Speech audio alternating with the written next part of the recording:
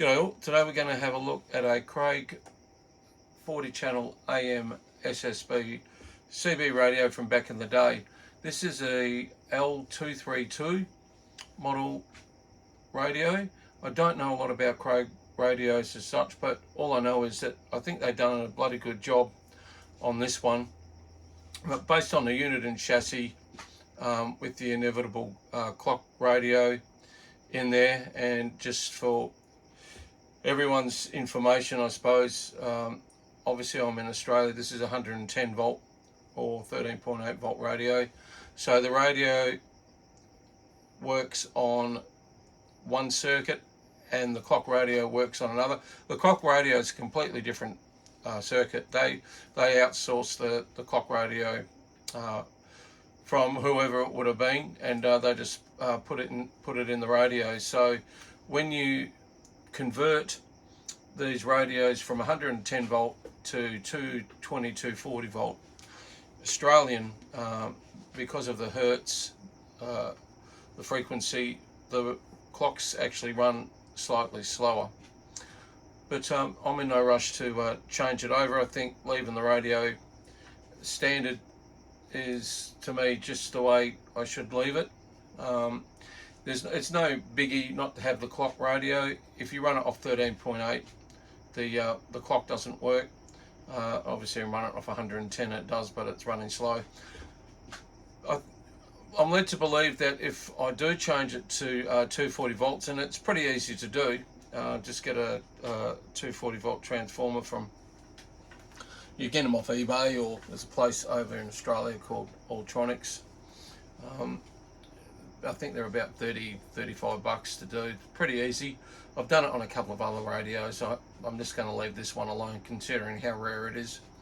I believe there is a mod to get the clock to work, the clock radio to work, or I could always take the circuit board out and put an Australian one in, which would probably alleviate that problem.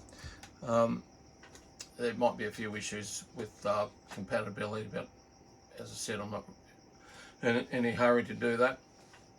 Okay, so I've gone through the radio, I've changed a few caps, give it a quick alignment. It's still off just slightly. I might need to go back in and let it warm up properly. Now, the only thing I have done to this radio, and I've kept them, I've changed the meter inserts to black. These came out of a Cobra 148 GTL. For those that know the Craig radios, they're like a beige colour. And I thought, well, that didn't really suit the radio as such, for whatever reason. So I've kept those meter inserts in, and I've taped them to the side of one of the heat sinks. So they're still there. Pretty easy to swap out. All I've done is I've just painted the needles white. They were black. I've just painted those white. Pretty easy to do. So we'll have a quick rundown of this radio, see some of the features. Beautifully presented radio. Aesthetically, they present really well.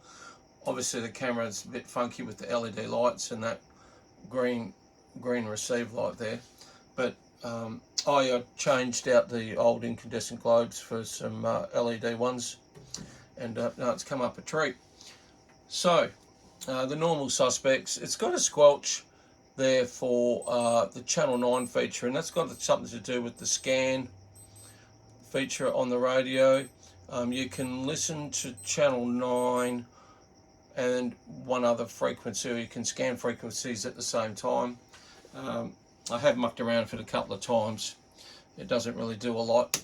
And channel 9, it's obviously receiving on channel 9, but it also, you can receive on channel 40, but we'll just turn that off for now.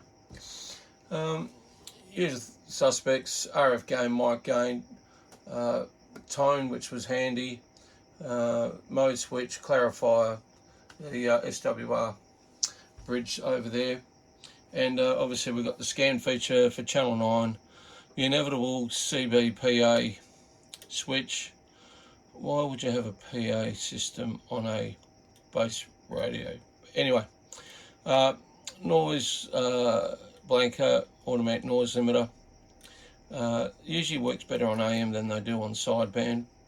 And then you've got the SWR calibration and modulation switch there as well. You can see that in the meters. When I change the inserts, the meters are exactly the same as in regards to their the way they were set out. So SWR and modulation on the left, and the power and signal and everything like that.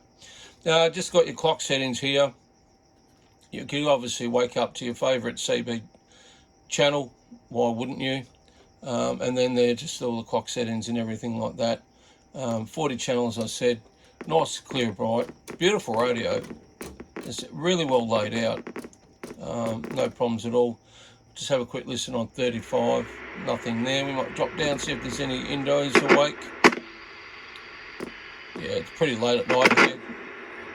It's Easter Saturday night. Not many people on. Still a bit scratchy with the volume and the mode. You can hear that there. That probably needs a bit more deoxit. I'll go in there. Probably from lack of use. I got it in its box and everything.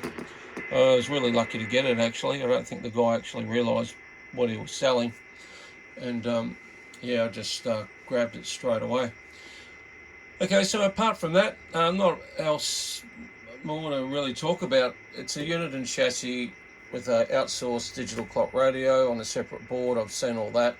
As I said, it wouldn't be too hard to change it out if need be. Love the front forward facing speaker. Yeah, and the way the radio's set out is really good. Great to listen to. I was talking to a few blokes in the eastern states on it this morning, and they said it sounded really good. I've just got my little Red Devil mic here, and the standard microphone is the standard looking microphone. It's a bit of a doozy, isn't it? But different, give it that. At least they did something different. You know, like they had to do something different because I suppose the Uniden Washingtons and President Washingtons and all the popular type radios will probably had market share and everything like that. So everybody did something different. And it was great time for CB radio back in the late mid 70s, late 70s into the 1980s. I think by 1990 it sort of waned off a bit. I think CB radio virtually had its golden period from 1970 through to about 1990 maybe, and then the inevitable mobile phones turned up and people stopped talking to one another and started texting and doing all that other nonsense, but it's a story for another day. Okay, so there you go. There's the Craig L232 40 channel AM SSB CB radio from back in the day. Yeah, if you've got any comments in regards to these radios, as I said, I don't know a lot about Craig. I don't know a lot about the history of Craig. I've got the other one there, the other big base station, and I've got a mobile as well. Actually, a couple of mobiles, 40 channel mobiles. So if anybody's got any thoughts on that, where they came from, the origins, I'd be really interested to hear. Okay, don't forget, like, share, subscribe. Thanks for watching the videos, and catch you on the next one. 73's all.